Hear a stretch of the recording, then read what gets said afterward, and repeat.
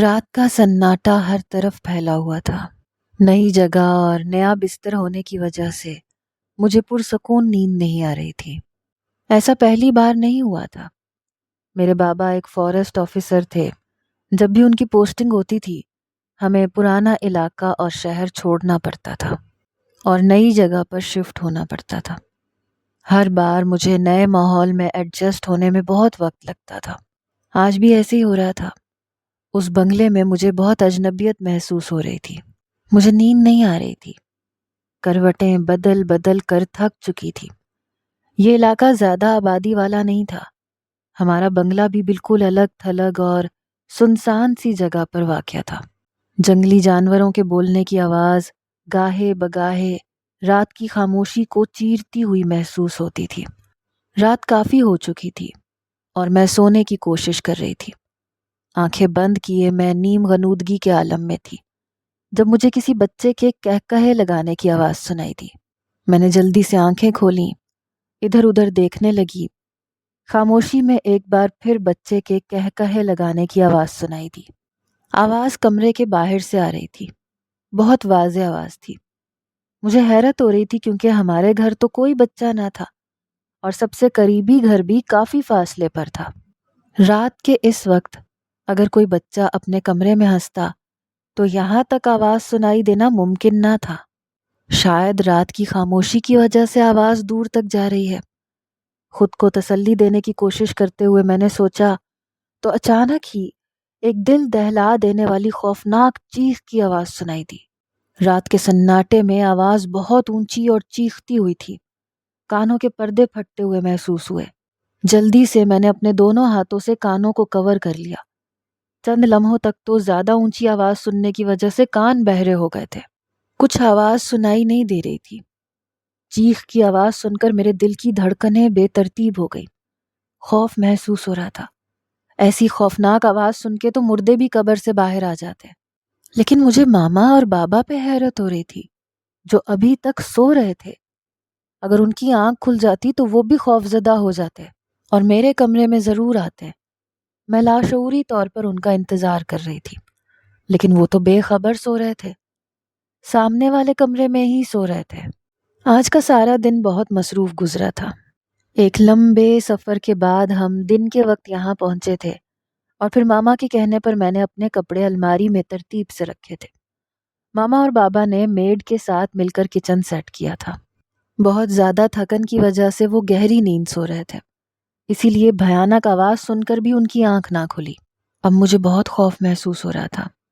ایک تو مجھے یہ عادت نہیں تھی کہ نئی جگہ پہ جا کے پرسکون نیند سو جاؤں، اوپر سے ایسی آوازیں سن کر تو میرا دل گھبرا رہا تھا۔ مجھے خوف محسوس ہو رہا تھا۔ بہت دیر گزر چکی تھی، اس کے بعد دوبارہ کوئی آواز سنائی نہ دی۔ یہ میرا وہم نہیں تھا، حقیقت تھی۔ میں نے اپنے کانوں سے پہلے کسی بچے کے ہنسنے کی آواز سنی تھی اور پھر ایک خوفناک چیخ کی آواز بھی سنائی دی تھی۔ بستر پر لیٹتے ہوئے میں نے خود سے کہا کہ ابھی تک مجھے اس خوفناک چیخ کی بازگشت سنائی دے رہی تھی، پھر یہ وہم کیسے ہو سکتا ہے؟ آنکھیں بند کر کے میں یہی سوچ رہی تھی اور سونے کی کوشش کر رہی تھی کہ کسی طرح نیند آ جائے۔ میں اپنی کوشش میں کامیاب ہو ہی رہی تھی، مجھے نیند آنے ہی لگی تھی۔ اچانک ہی مجھے کسی کی موجودگی کا اپنے قریب احساس ہوا۔ سوتے ہوئے بھی مجھے اس بات کا احساس تھا کہ میں اپنے کمرے میں اکیلی ہوں، کمرے کا دروازہ بند ہے، پھر کوئی میرے کمرے میں کیسے آ سکتا ہے؟ میں جلدی سے آنکھیں کھولتے ہوئے اٹھ کے بیٹھ گئی۔ پلک جھپکتے ہی مجھے ایک سایہ کمرے کی کھڑکی سے باہر نکلتا ہوا دکھائی دیا۔ میں یہ دیکھ کر حیرت زدہ رہ گئی۔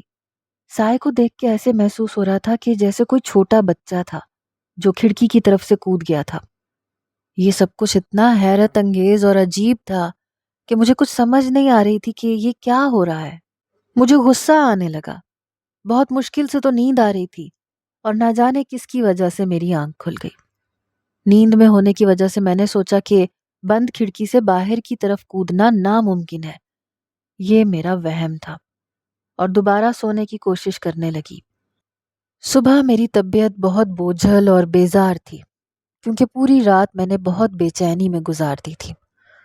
مجھے لگتا ہے ہماری پیاری بیٹی آج رات بھر بے چین رہی ہے۔ اس کے چہرے سے ہی اندازہ ہو رہا ہے کہ نیند پوری نہیں ہوئی۔ آنکھیں سرخ ہو رہی ہیں۔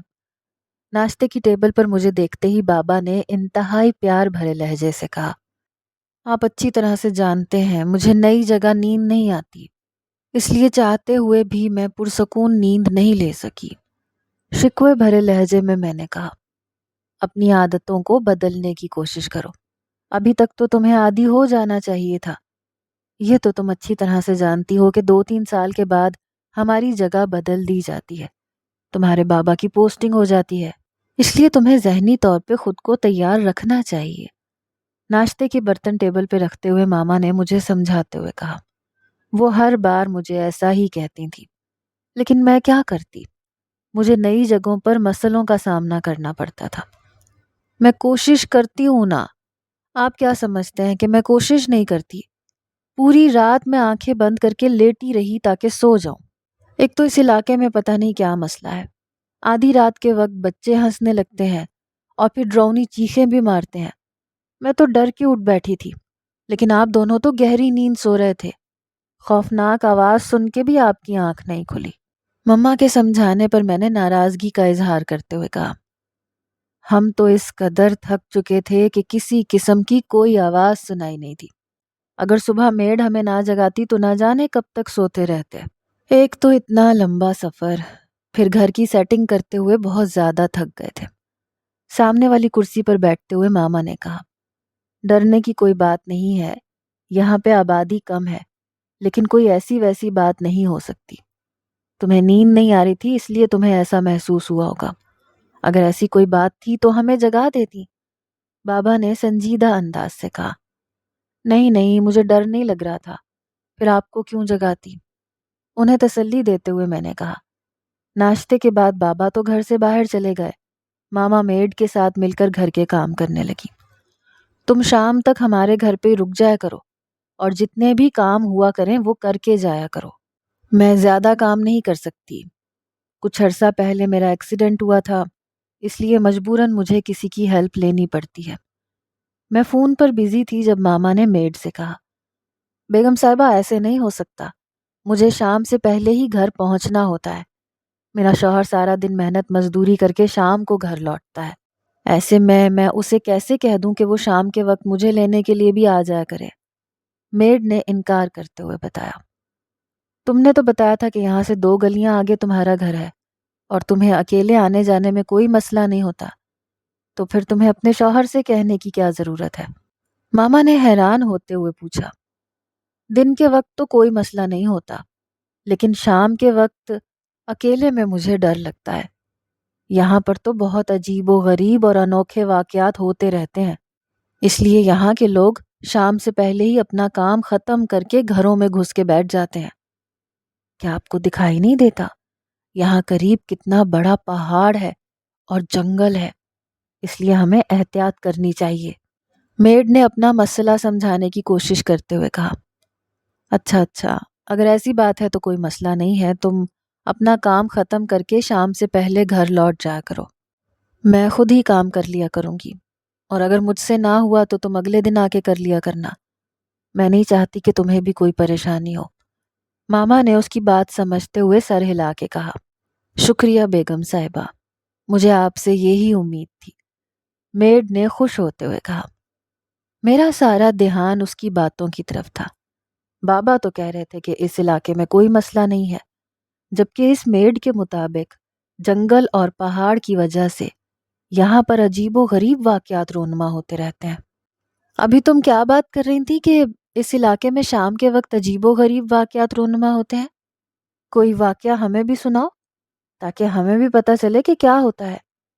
میڈ کی باتوں سے متاثر ہو کر میں نے کہا، مجھے تو بہت ڈر لگتا ہے، اس لیے میں تو کبھی رات کو اپنے کمرے سے باہر نہیں نکلی، چاہے کچھ بھی ہو جائے۔ لیکن یہاں پہ رہنے والے لوگ بتاتے ہیں کہ اکثر آدھی رات کے وقت ان گلیوں میں ایک پرچھائی دکھی جاتی ہے جو کسی عورت کی پرچھائی ہے۔ اگر اس کے راستے میں کوئی آ جائے تو وہ اسے مار دیتی ہے۔ برسوں پرانی بات ہے، ایک بچی جسے نیند میں چلنے کی عادت تھی، وہ اپنے گھر کے دروازے سے باہر نکلی تو اس وقت گلی میں سے پرچھائی گزر رہی تھی۔ اگلی صبح گلی میں سے بچی کی لاش ملی تھی جسے گلا دبا کے مارا گیا تھا۔ میڈ نے انتہائی خوفزدہ انداز میں کہا، کیا تم نے کبھی وہ پرچھائی دیکھی ہے؟ میں نے جلدی سے پوچھا۔ نہیں نہیں، اللہ نہ کرے میں کبھی وہ پرچھائی دیکھوں۔ نہ بی بی جی نہ، مجھے کوئی شوق نہیں ہے، میں تو بہت ڈرتی ہوں۔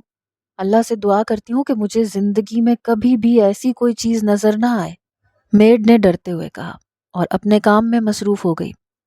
اس کی باتیں میرے ذہن میں گردش کرنے لگی۔ اچانک سے میرے ذہن میں ایک دھماکہ ہوا۔ رات کو میں نے بھی ایک سایہ دیکھا تھا، لیکن میڈ تو کہہ رہی تھی کہ راتوں کو نظر آنے والا سایہ ایک عورت کا ہوتا ہے، لیکن میں نے جو پرچھائی دیکھی تھی وہ تو کسی بچے کی لگ رہی تھی۔ رات والا واقعہ میرے ذہن میں لاتے ہوئے میں نے سوچا، اب باتیں کرنا بند کرو اور اپنا کام کرو، پھر شام سے پہلے ہی تم واپس جانے کا شور مچا دیتی ہو۔ ماما نے میڈ سے کہا تو وہ کچن میں چلی گئی۔ تمہیں اس کی باتوں پہ توجہ دینے کی ضرورت نہیں ہے، یہ سادہ لوگ ہوتے ہیں، ان کے پاس کسی قسم کی کوئی تعلیم نہیں ہوتی، سنی سنائی باتوں پہ یقین کر لیتے ہیں، ماما نے مجھے سمجھاتے ہوئے کہا۔ شام کو بابا گھر واپس آئے تو ماما نے ان سے میری پڑھائی کے بارے میں بات کی۔ میں نے لوگوں سے پوچھا ہے، یہاں پر صرف ایک ہی پرائیویٹ اسکول ہے، اس کے علاوہ کسی قسم کا بھی کوئی تعلیمی ادارہ نہیں ہے۔ آبادی کم ہونے کی وجہ سے ایک ہی اسکول ہے، اسی میں تانیہ کو بھی ایڈمیشن دلوا دیتا ہوں۔ میں نے آج گھوم پھر کر اس علاقے کو دیکھا ہے، یہاں پر تو سہولیات نہ ہونے کے برابر ہیں۔ اس سال تو تانیہ 8ویں کلاس میں پڑھ رہی ہے، لیکن نیکسٹ ایئر میں اس کا داخلہ شہر کے کسی اچھے اسکول میں کروا دوں گا۔ تم اس کے ساتھ ہی رہنا۔ میری تو جاب کا مسئلہ ہے، لیکن اب میں نے تانیہ کی پڑھائی کے ساتھ کوئی کمپرومائز نہیں کرنا۔ رات کے کھانے پر بابا نے کہا، میں بھی یہی سوچ رہی ہوں کہ تانیہ کی پڑھائی بہت ڈسٹرب ہو جاتی ہے۔ اب میں اور تانیہ اپنے شہر والے گھر میں ہی رہا کریں گے، اور آپ کی جہاں پوسٹنگ ہو تو آپ کو تو جانا ہی پڑے گا۔ ماما نے بھی ان کی ہاں میں ہاں ملاتے ہوئے کہا۔ بابا سے دور رہنا مجھے اچھا تو نہیں لگتا تھا، لیکن میں خود ایسا ہی چاہتی تھی کہ میں ایک ہی اسکول میں تعلیم حاصل کروں۔ مجھے اسکول تبدیل کرتے ہوئے بہت دکھ ہوتا تھا، میری دوستیں مجھ سے بچھڑ جاتی تھیں۔ بابا کل میں ماما کے ساتھ اسکول چلی جاؤں گی، پھر ماما میرا ایڈمیشن کروا دیں گی، یا آپ ہمارے ساتھ جائیں گے؟ میں نے خوش ہوتے ہوئے پوچھا، کیونکہ سارا دن گھر میں رہنے کی وجہ سے میں بہت بور ہو رہی تھی۔ اسکول یہاں سے زیادہ دور نہیں ہے، تمہیں پیدل آنے جانے میں بھی کوئی مسئلہ نہیں ہوگا۔ اس کے علاوہ محلے کے سب بچے اور بچیاں اسی اسکول میں جاتے ہیں، اس لیے تمہیں کوئی پریشانی نہیں ہوگی۔ اگر کوئی مسئلہ ہوا تو میں چوکی دار سے کہہ دوں گا، وہ تم دونوں کے ساتھ چلا جائے گا۔ میں نے تو صبح سویرے آفس جانا ہے، اور پھر سارا دن اپنی جیپ پر نہ جانے کہاں کہاں گھومنا پڑے گا، اس لیے بہتر ہے کہ میرا انتظار مت کرنا۔ کھانا کھاتے ہوئے مصروف سے انداز میں بابا نے جواب دیا۔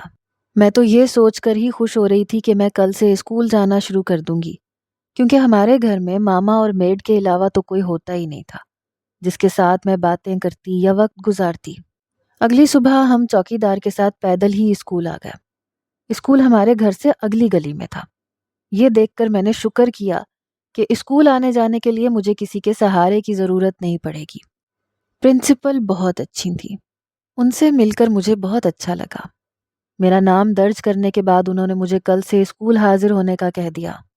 اچھا ہوا تانیہ بی بی، آپ سارا دن گھر میں فون استعمال کرتی رہتی تھیں، کل سے آپ اسکول جانا شروع ہو جائیں گی تو آپ کا دل بھی لگ جائے گا، میڈ نے خوش ہوتے ہوئے کہا۔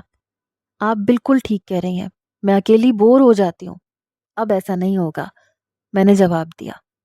میڈ کہنے لگی، ہم بہت مجبور ہیں، اس علاقے میں ایک ہی اسکول ہے، یہاں سے شہر دور ہے، بچوں کو بھیجنا مشکل ہے، اسی لیے نہ چاہتے ہوئے بھی سارے محلے کے بچے اسی اسکول میں پڑھ رہے ہیں۔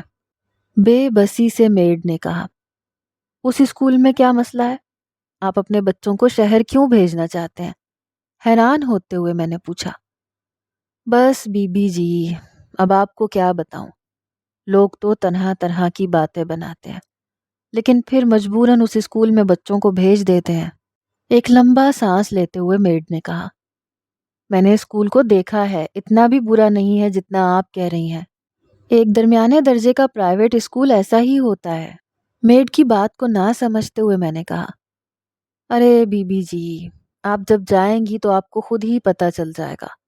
اس اسکول میں بہت سارے مسئلے مسائل پیدا ہوتے رہتے ہیں۔ اس اسکول کی وجہ سے کچھ بچے تو پڑھائی کے نام سے بھی ڈرنے لگے ہیں، چاہے انہیں کتنا ہی مار لیں مگر وہ اسکول جانے کا نام نہیں لیتے۔ ایسے ڈرے ہیں کہ انہوں نے پڑھائی سے ہی توبہ کر لی ہے۔ کچھ یاد کرتے ہوئے میڈ نے کہا، ایسے نہیں سوچنا چاہیے، کچھ بھی نہیں ہوتا۔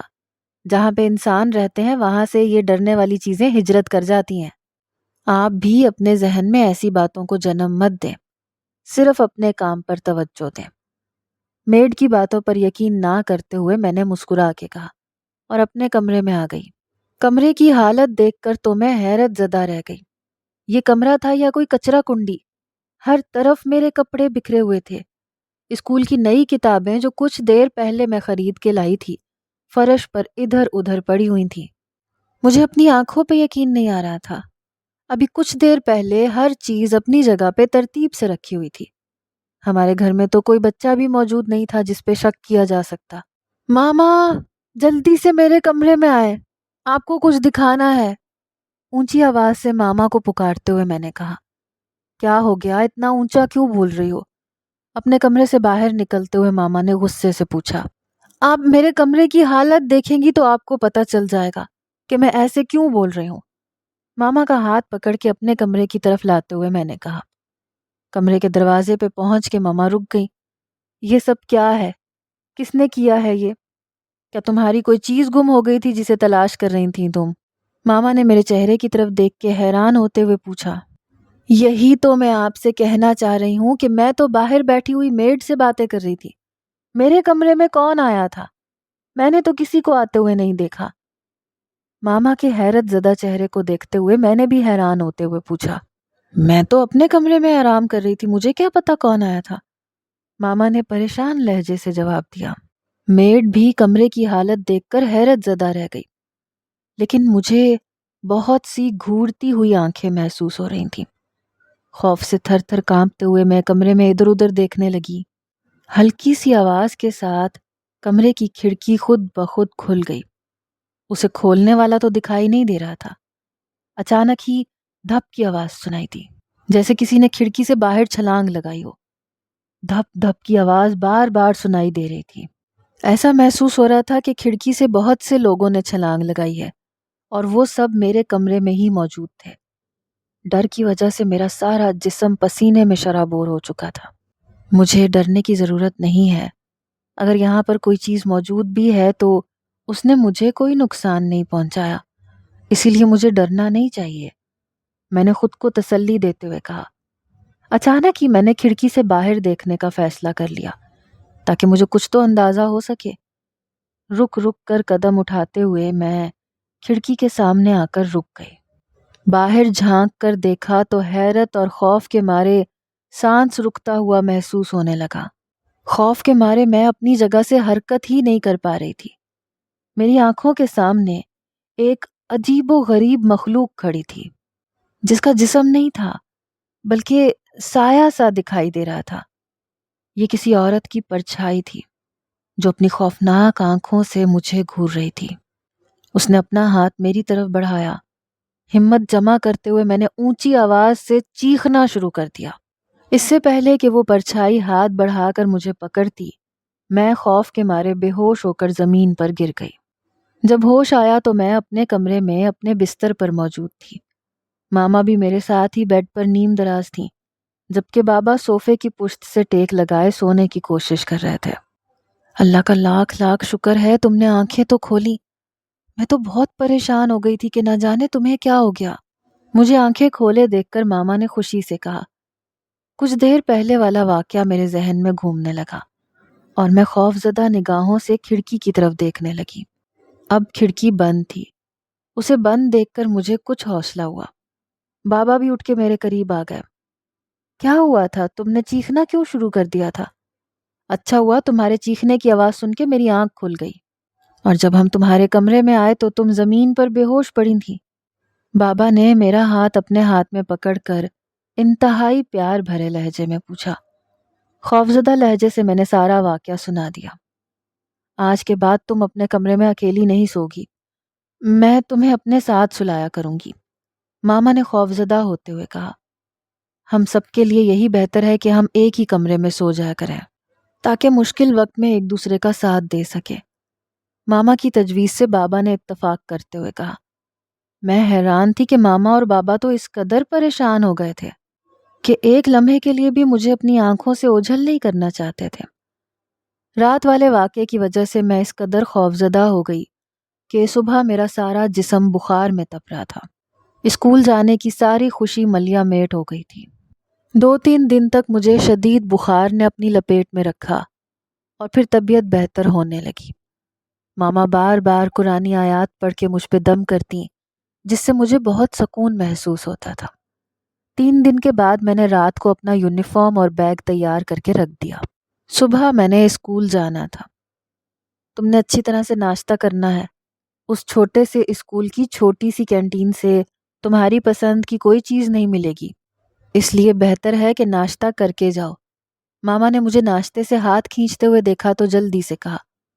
آپ جانتی ہیں نا میں ناشتہ نہیں کر سکتی، اس لیے مجھے فورس نہ کیا کریں ماما۔ ماما کے زبردستی کہنے پر میں نے منت بھرے لہجے سے کہا، اگر ایسی بات ہے تو میں تمہیں لنچ باکس دے دیتی ہوں، جب تمہیں بھوک لگے گی کھا لینا۔ ماما نے مزید اصرار نہ کرتے ہوئے کہا۔